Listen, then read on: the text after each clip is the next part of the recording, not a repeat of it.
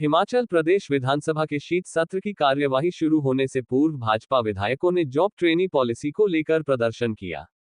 नेता प्रतिपक्ष जयराम ठाकुर की अगुवाई में भाजपा विधायकों ने हाथों में नारे लिखी तख्तियां लेकर जमकर नारेबाजी की। इस दौरान उन्होंने कहा कि सुक्खू सरकार नियमित नौकरी देने के बजाय 2 साल के लिए ट्रेनी पर रख रही है, जो कि युवाओं के साथ धोखा है। विपक्ष ने जॉब ट्रेनी पॉलिसी को तुरंत वापस लेने की मांग उठाई। पंजाब दस्तक के लिए सुरेंद्र राणा की रिपोर्ट।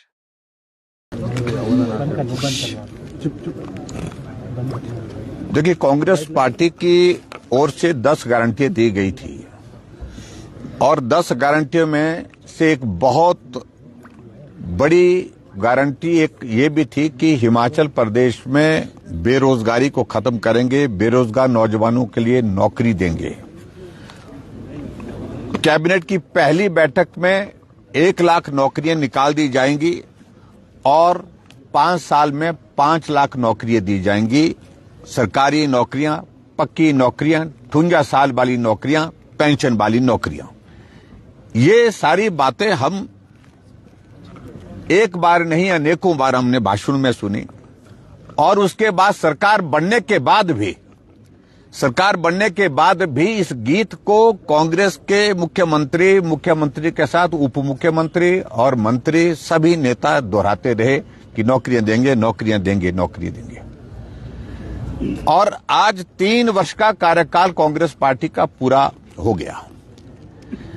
3 वर्ष के कार्यकाल में आपने इस बात को देखा होगा कि आउटसोर्स पर लगे हुए 10,000 से ज्यादा नौजवानों को नौकरी से निकाल करके घर भेज दिया गया।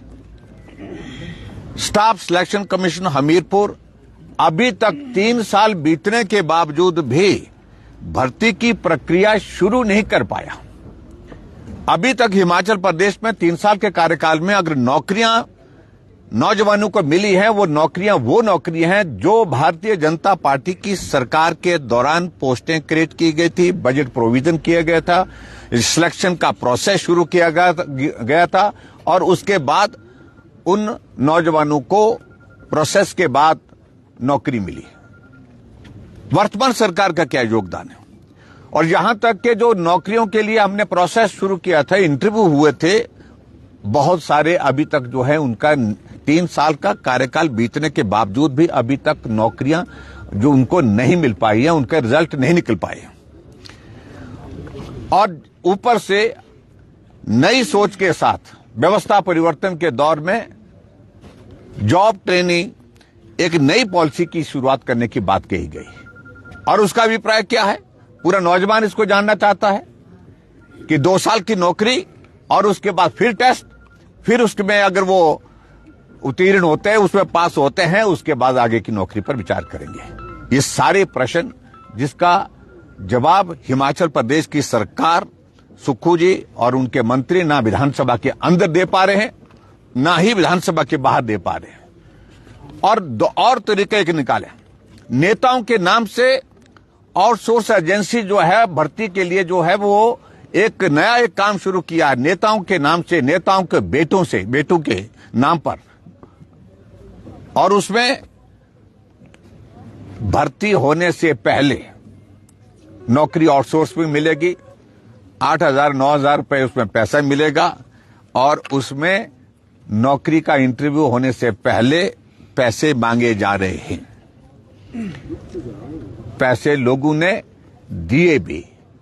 और ये आपको कहूं मैं, ये भ्रष्टाचार का खुला नंगा नाच जो है वो कांग्रेस की सरकार प्रदेश के बेरोजगार नौजवानों के साथ इस प्रकार से उनको ठग करके कर रही है।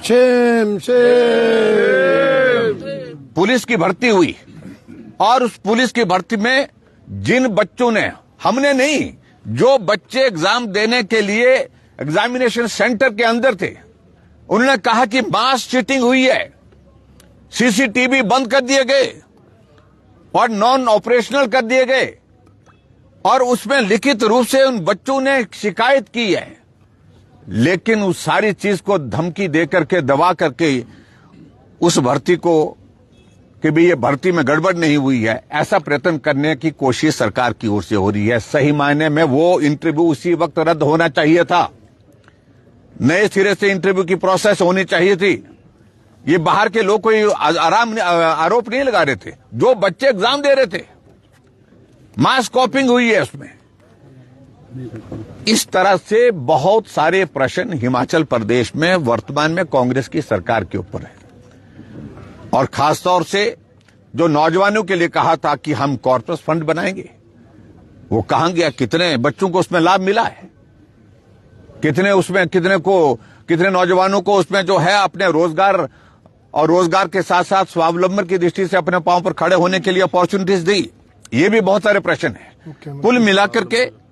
कुल मिलाकर के हिमाचल प्रदेश में हमने जो हमारी सरकार में, जिसका जिक्र रणधीर जी अभी कर रहे थे, कि हमने कहा कि सरकारी नौकरी अगर सभी को हम नहीं दे सकते हैं, और संभव ही नहीं, किसी सरकार के लिए भी संभव नहीं है, तो ऐसी सूरत में अपने पांव पर स्वरोजगार का रास्ता क्या निकाल सकते? इसलिए मुख्यमंत्री स्वावलंबन योजना हमने चलाई। हजारों बच्चों ने उसका लाभ लिया और उसका पैसा बंद कर दिया गया, उस योजना को बंद कर दिया गया। इस तरह से 3 साल के कार्यकाल में हिमाचल प्रदेश का बेरोजगार पूरी तरह से निराश है, हताश है। नौकरियों पर पूर्ण रूप से एक तरह से प्रतिबंध लगा हुआ है, कोई नौकरी नहीं निकल रही है।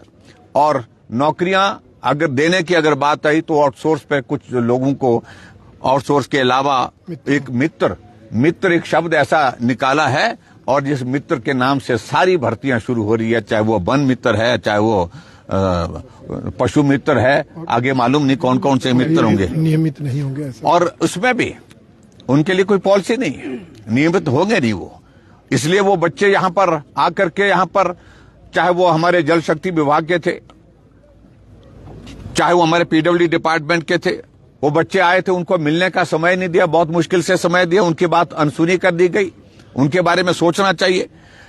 कुल मिलाकर के हमारा कहने का अभिप्राय यही है कि हिमाचल प्रदेश में बेरोजगारों के साथ बहुत बड़ी ठगी हुई है, और भारतीय जनता पार्टी की ओर से हमने आज अपना ये विषय आप सबके माध्यम से उन नौजवानों के बीच में पहुंचाने का हमने प्रयत्न किया है कि हम इस बात को सुनिश्चित करते हैं कि आने वाले समय में जब भारतीय जनता पार्टी की सरकार हिमाचल प्रदेश में बनेगी, भर्ती की प्रक्रिया तेजी से होगी, नौजवानों को रोजगार मिलेगा, स्थायी रोजगार मिलेगा, पक्का रोजगार मिलेगा। सर, मुख्यमंत्री कह रहे हैं कि 4000 से ज्यादा की संख्या होती है तो वेन्यू जोरावर क्यों, पुलिस ग्राउंड भी तो हो सकता है। देखिए, ऐसा है कि मुख्यमंत्री जी जो कह रहे हैं उनको इस बात को समझना चाहिए कि ग्राउंड उस दिन खुद अगर आ जाए देखने के लिए तो मालूम पड़ेगा। ग्राउंड तो छोटा पड़ेगा, लेकिन पूरी धर्मशाला छोटी पड़ने वाली है। कितनी संख्या में लोग आएंगे, और हम ये चाह रहे हैं, हम विधानसभा के बाहर प्रदर्शन करना चाह रहे हैं, हमारा लक्ष्य ये है, और विधानसभा के सामने, ताकि विधानसभा तक जहां मुख्यमंत्री अंदर बैठे हैं उन तक, उनके कान तक वहां से गूंज पहुंच सके, इस बात को सुनिश्चित करने के लिए हमने तय किया है। और बाकी जहां तक बोल रहे हैं, हमारी क्षमता, हमारी पार्टी की क्षमता, हमारे नेतृत्व की क्षमता, हमने एक बार नहीं अनेकों बार जो है पुलिस ग्राउंड को भरा हुआ है, पड्डल के ग्राउंड को भरा है, मंडी में सुजानपुर के ग्राउंड को भरा है। तो इसलिए मेहरबानी करके हमसे इन सारी बातों का आप प्रश्न मत करिए, बेहतर होगा कि आप उस दिन आए और देखें कि लोग कितने आए हैं। सर, मुख्यमंत्री जहां जिन भवनों का उद्घाटन इन दिनों कर रहे हैं, वो कह रहे हैं कि इनके जो शिलान्यास किए गए थे बिना फंड के कर दिए गए थे, और आज हमें जो है वो फंड उपलब्ध करवा के जो है वो आज इनका उद्घाटन करना पड़ रहा है इतना इमीडिएट। ऐसा है कि 3 साल के कार्यकाल में हिमाचल प्रदेश में कोई एक भवन ऐसा नहीं जिसके लिए उनने बजट का प्रावधान किया हो, शिलान्यास किया हो, उसके बाद उस भवन को बना करके तैयार किया हो। एक भी नहीं है। आज जो भी उद्घाटन हो रहे हैं, वो उद्घाटन वो हो रहे हैं जिनका शिलान्यास भारतीय जनता पार्टी की सरकार ने किया था, बजट का प्रावधान किया था। आज वो भवन बन करके तैयार हुए और उसके बाद उनका फीता काट रहे हैं। और यहां तक के मुख्यमंत्री की स्थिति तो यह है, अगर जो उद्घाटन किए हुए भवन है उसमें भी अपना पट्टा लगाने के लिए होड़ लगी हुई है। बहुत जगह ऐसा किया गया कि उद्घाटन हो चुका है, लेकिन उद्घाटन करने के बाद शुभारंभ का फट्टा लगा दिया गया कि आज मुख्यमंत्री ने इस काम का इस भवन का जो काम इसमें जो है कर्मचारियों को बिठा करके वहां पर शुभारंभ किया। मतलब थोड़ी सी भी लज्जा होनी चाहिए मुख्यमंत्री जी को। एक भी भवन ऐसा बताएं जिसके लिए हमने बिना बजट के प्रावधान किया काम शुरू किया हो और आज उन्होंने बजट देकर के उसको पूरा किया। सरकार प्रक्रिया में होती है, काम करने के लिए जो बजट दिया था उस काम शुरू हुआ, काम आज पूरा हुआ है। और इस बात को लेकर के मुझे लगता है कि मुख्यमंत्री ना बोलें तो ज्यादा अच्छा है, क्योंकि हिमाचल प्रदेश में इनके नाम के उद्घाटन के फट्टे में आप जा करके देखें, मीडिया वालों से मेरा, कि उसमें शिलान्यास किसने किया था, कब किया था। जयराम जी, आज स्कूल के बच्चों को यहाँ बुलाया गया है, तो अभी गेट पे जो पुलिस वाले थे उनके जेब में से जिसके व्हाइट रुमाल के दूसरा रंग का रुमाल था, उनके रुमाल निकला लेके जिसमें लाल रंग का भी किसी के पास था काला, तो इसको आप कैसे देखते हैं? देखो मुझे जानकारी नहीं है, लेकिन मुझे लगता है कि बच्चे छोटे हैं, बहुत छोटे बच्चे हैं स्कूल के, ऐसा सोचना ऐसा करना उचित नहीं है। बच्चे तो बच्चे हैं, चाहे वो मतलब विधानसभा की कार्यवाही देखने के लिए आए हैं, उनके सामान को निकालना तो मुझे नहीं लगता कि ये उचित किया गया है, ये गलत बात है।